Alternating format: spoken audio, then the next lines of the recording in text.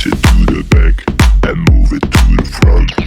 Push it to the back and move it, move it, move it. Push it to the back and move it to the front. Push it to the back and move it, move it, move it.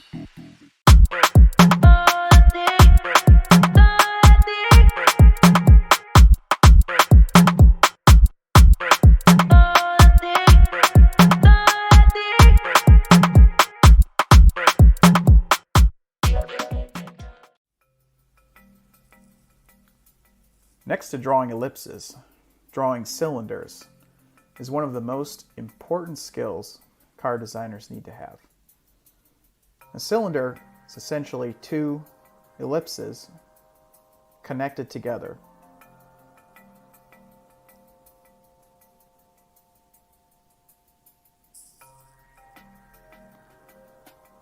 One of the best ways to set up a cylinder is to first draw your box.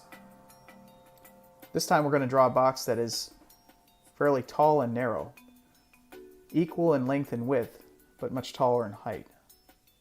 As you can see, we're still drawing our vanishing points, but they're running off the page. And what this box does is it sets up the correct dimensions for our ellipses. As you can see, the top ellipse is a little bit more closed, and the bottom ellipse is a little bit more open.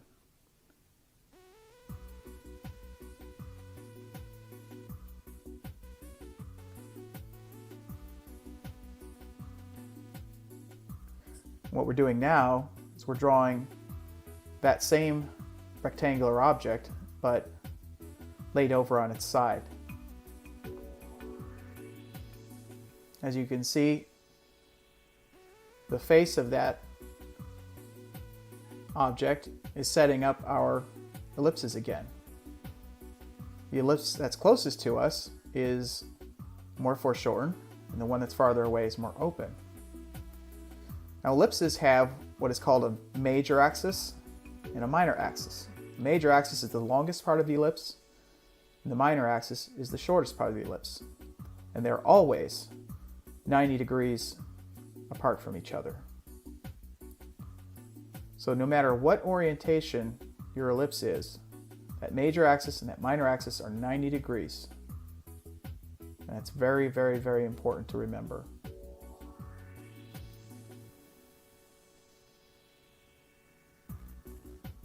"90 degrees.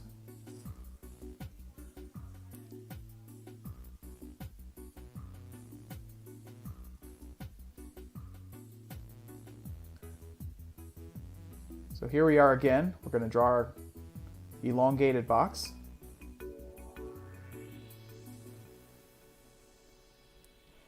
And you'll see exactly how to set up ellipses in relation to each other. We draw through the form, draw an X through each end of the box. What that does is sets up the centers of your ellipses. The next thing we'll draw is the major axis of the ellipse. And once again, major axis is the longest part of the ellipse, and the minor axis is the shortest part of the ellipse, and they're always 90 degrees apart from each other. So we're going to draw that major axis 90 degrees from where those centers are. So now we have everything we need to set up the correct width, length, and orientation of each of these ellipses. So you can imagine what this is. This could be a set of wheels on either side of the car. So your assignment is to practice drawing cylinders in multiple perspectives, multiple views, always keeping the top and bottom of those cylinders 90 degrees from the axis.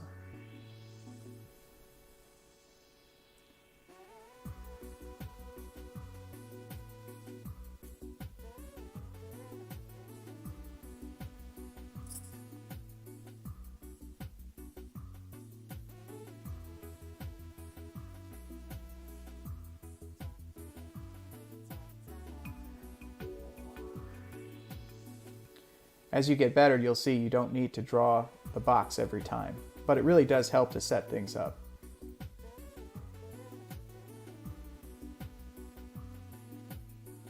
you can draw shorter cylinders. That might represent a single tire.